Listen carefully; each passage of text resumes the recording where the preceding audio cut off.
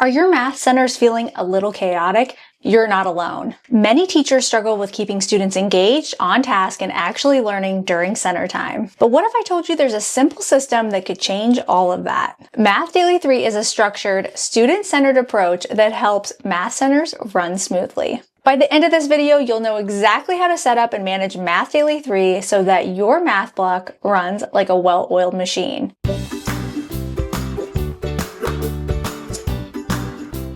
Hey teacher friend, welcome back, and this is Math March if you're watching it in real time, and we're diving into making math centers work for you and your elementary classroom.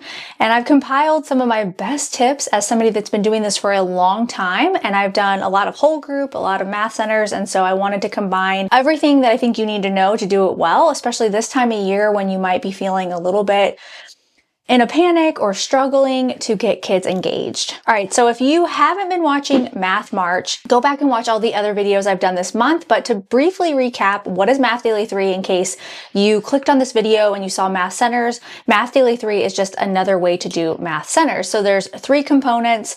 Math by myself is the independent practice part.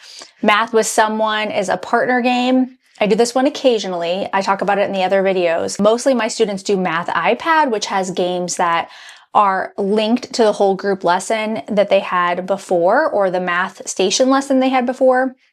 It's very deliberate and intentional. And then math writing. This is where they do problem solving, reflection, and actually do the independent practice that comes after they've had their small group lesson. So why does Math Daily 3 work? Well, it helps students develop independence.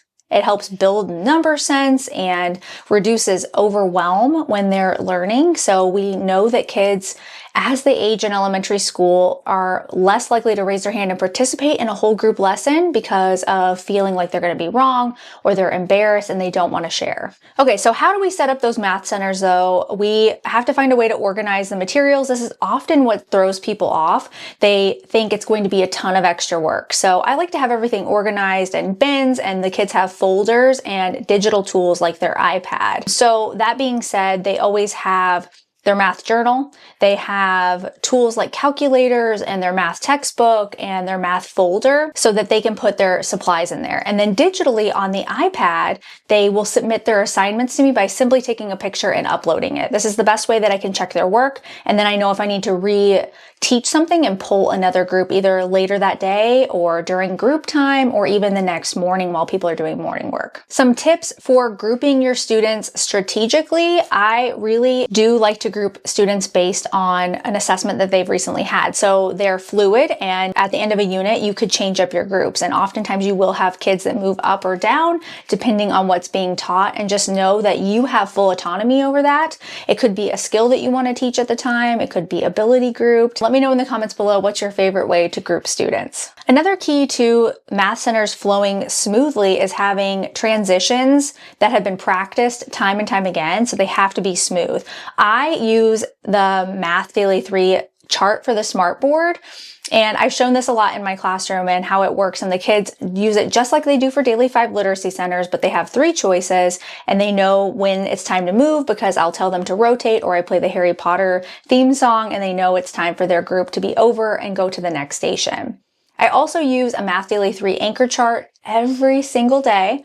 The teacher helper goes over the expectations before we start math, and this really helps set the tone. Everybody knows what we're doing, and there's no excuses for any behavior that's not part of our expectations. One mistake that I see teachers making is not using the choice board for Math Daily 3. What I mean by that is you are calling the kids back and forth to the carpet, and that wastes a lot of instructional time. Just like with Daily 5, it does. So I've timed it out. It wastes about 10 minutes on average, 5 to 10 minutes on average per day. If you add that up over time, it's looking at like an hour of instructional time over the week. So train your students to go and find their choice, make them the same every day if that's easier for you.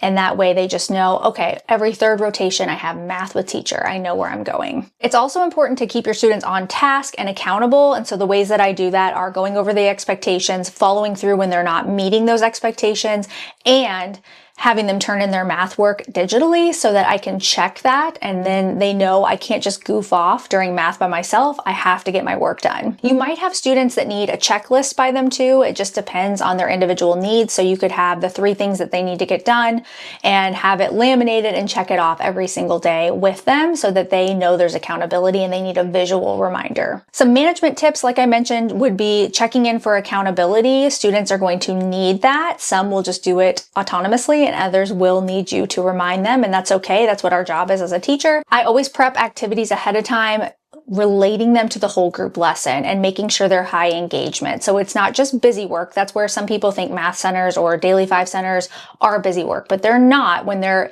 explicitly taught what they need to do and they're reinforcing what they just learned in whole group. You might have a whole group lesson to begin with, then they launch into small groups, or you might just explicitly teach in small groups. And I talked about that in a previous video this month. And the hack that I swear by, I know I mentioned it a couple times, but I swear by this, is having your students turn their work in digitally. There's something about getting to use the iPad, turning it in, and then you have a paper trail that's digital because an email will pop up in the system that we use. And so I love being able to see, okay, all of my students turned it in. I run through my grade book and check people off just to know that they got their work done, and then go back in and reteach whatever I need to and check in with people that need extra help. That's also a great time for them to check in with you. They might even send you a message because they might be self-conscious about saying it out loud, but they could say, hey, I really struggled with dividing fractions today. Can we go over this again? And that way you build trust with them, and then you can help them one-to-one without compromising their feelings about talking about it out loud. So how can you make Math Daily 3 work for your class? You're going to have to adjust to different grade levels. I've taught kindergarten, 1st, and 5th. It can be done in all elementary. So you just have to make sure it's acclimated for your class climate, which is what I love about it, because you get to be in charge of the things you tweak and change. You're going to need modifications for struggling students and enrichment for your higher level students. And the more efficient you get at stations, the easier this becomes for you. And the longer you've been teaching, you're able to think of ideas for those students as well. I also encourage student ownership over their learning, and we talk about that a lot. And so that really helps with getting work done during Math Daily 3 and taking it seriously. Which part of Math Daily 3 do you think will work best in your classroom? Let me know in the comments below. And if you've started it, I'd love to hear back from you. If you thought this video was helpful in any way, give it a thumbs up and share it with a teacher friend.